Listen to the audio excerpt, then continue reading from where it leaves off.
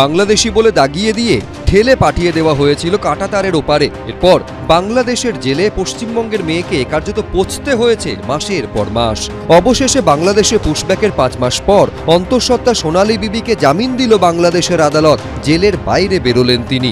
চাঁপাইনবাবগঞ্জের মুখ্য বিচার বিভাগীয় আদালতে জামিন পেলেন সোনালী বিবি সহ 6 জন, যাদের মধ্যে রয়েছে সোনালী বিবির 8 বছরের ছেলেও। बहुत खुशी আছে, আমি আনন্দ হচ্ছে। বহুত দিন পর 8-9 মাস পর দেখতে পাবো, এতে খুব খুশি আছি আমরা। বাংলাদেশের আদালত যেদিন সোনালী বিবিদের জামিন দিল, সেদিন আরও একবার সোনালী বিবিদের দেশে ফিরিয়ে আনতে কেন্দ্রীয় সরকারকে নির্দেশ দিল সুপ্রিম কোর্ট। প্রধান বিচারপতি সূর্যকান্ত ও বিচারপতি জয়মাল্য বাগচির বেঞ্চে সোমবার এই মামলার শুনানি ছিল। শুনানিতে সোনালী বিবির বাবা বলেন, সোনালী অন্তঃসত্ত্বা, সীমান্ত থেকে 40 কিলোমিটার দূরে নবাবগঞ্জে রয়েছে সোনালী। মানবিক কারণে মালদা জেলার মহানন্দা সীমান্তে তাকে নিয়ে আসা হোক। আমার মেয়ে ভারতীয়। সোনালীর 8 বছরের ছেলেকেও সোনালীর সঙ্গে সীমান্তে নিয়ে আসা হোক। এদিন সুপ্রিম কোর্ট নির্দেশ দেয়, মানবিক কারণে সোনালী বিবিকে যেন ফিরিয়ে আনা হয়। ডবল ইঞ্জিন সরকার, নরেন্দ্র মোদীর পোষা কিছু গুন্ডা, তারা হঠাৎ মিলে একটা ভারতীয়কে অন্য দেশে পাঠিয়ে দিল। এত বড় অপমান ভারতীয়দের। নরেন্দ্র মোদীর 56 ইঞ্চি ছাতি, আর ভারতীয় তাদের পাঠিয়ে দিচ্ছে। ক্যালকাটা হাইকোর্ট আগেই বলেছে এই নিয়ে অত্যন্ত অন্যায় কাজ হয়েছে এবং যারা এই কাজে দোষী তাদের শাস্তি হওয়া প্রয়োজন। সে তো হাইকোর্ট যে নির্দেশ দিয়েছে তা অবশ্যই কেন্দ্রীয় সরকার বিবেচনা করবে, পালন করার চেষ্টা করবে, এতে কোনো সন্দেহ নেই। স্বামী ও 8 বছরের ছেলেকে নিয়ে দিল্লির রোহিণীর 26 নম্বর সেক্টরে থাকতেন সোনালী বিবি। অভিযোগ, 17 জুন তাদের গ্রেফতার করে দিল্লি পুলিশ।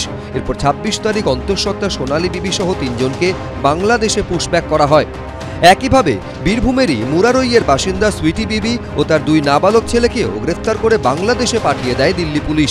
এ নিয়ে কলকাতা হাইকোর্টে জল গড়ালে বিচারপতি তপব্রত চক্রবর্তী এবং বিচারপতি ঋতব্রত কুমার মিত্র ডিভিশন বেঞ্চ নির্দেশ দেয়, 4 সপ্তাহের মধ্যে সোনালী বিবি সহ 6 জনকে ফিরিয়ে আনতে হবে এবং তা করতে হবে কেন্দ্রীয় সরকারকেই। কিন্তু তারপরেও সোনালী বিবিকে ভারতে ফিরিয়ে আনা হয়নি। 1 সপ্তাহ আগে সুপ্রিম কোর্টের প্রধান বিচারপতি সূর্যকান্ত মন্তব্য করেন, আগে দেশে ফেরানো হোক, তারপর সব দেখে সিদ্ধান্ত নেব।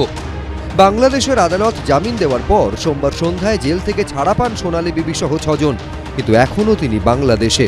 ভারতে ফেরানো হবে কবে? বিজেন্দ্র সিংহ, আশাবুল হোসেন, ভাস্কর মুখোপাধ্যায়, এবিপি আনন্দ। আমরা মমতা বালা ঠাকুরের সংগঠন। তাৎপর্যপূর্ণভাবে দেখা যাচ্ছে সেই মমতা ঠাকুরের অনুগামীদের মিছিলেই আজকে কংগ্রেস নেতা অধীর চৌধুরী হাঁটছেন। মতুয়া সমাজের জীবনে একটা ভয়ঙ্কর বিপদ নেমে আসছে এসআইআর এর কারণে। অথচ এই মতুয়া সমাজ, তাদের ভোটে তৃণমূল জেতে, তাদের ভোটে বিজেপি জেতে। মতুয়া ভোট ব্যাংক নিয়ে তৃণমূল বিজেপির মধ্যে টানাটানি তুঙ্গে। নরেন্দ্র মোদী থেকে মমতা বন্দ্যোপাধ্যায় কেউই মতুয়া ভোট ব্যাংক হাতছাড়া করতে নারাজ। আর এই আবহেই তৃণমূলের রাজ্যসভার সাংসদ মমতা ঠাকুরের অনুগামীদের সঙ্গে এসআইআর নিয়ে মিছিলে পা মেলালেন অধীর চৌধুরী। নিঃশর্ত নাগরিকত্বের দাবিতে সোমবার কলেজ স্কোয়ার থেকে বিবাদীবাগে সিইও অফিস পর্যন্ত মিছিলের ডাক দেয় অল ইন্ডিয়া মতুয়া মহাসংঘ। মতুয়াদের পাশে থেকে সেই মিছিলে পা মেলান অধীর চৌধুরী।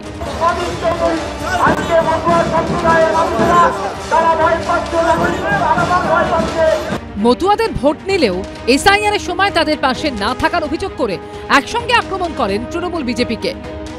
আমাদের নিঃস্বার্থ আছে, আমাদের ভোটের অধিকার দিতে হবে। আমরা মমতা বালা ঠাকুরের সংগঠন।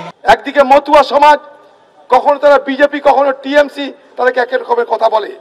টিএমসি বলে আমি রক্ষা করব, বিজেপি বলে আমি দেখব, কিন্তু তাদের সঙ্গে বিপদে কেউ নেই। সম্প্রতি মতুয়াদের একটি প্রতিনিধি দলের সঙ্গে রাহুল গান্ধীর সাক্ষাৎকারের ব্যবস্থা করে দিয়েছিলেন অধীর চৌধুরী।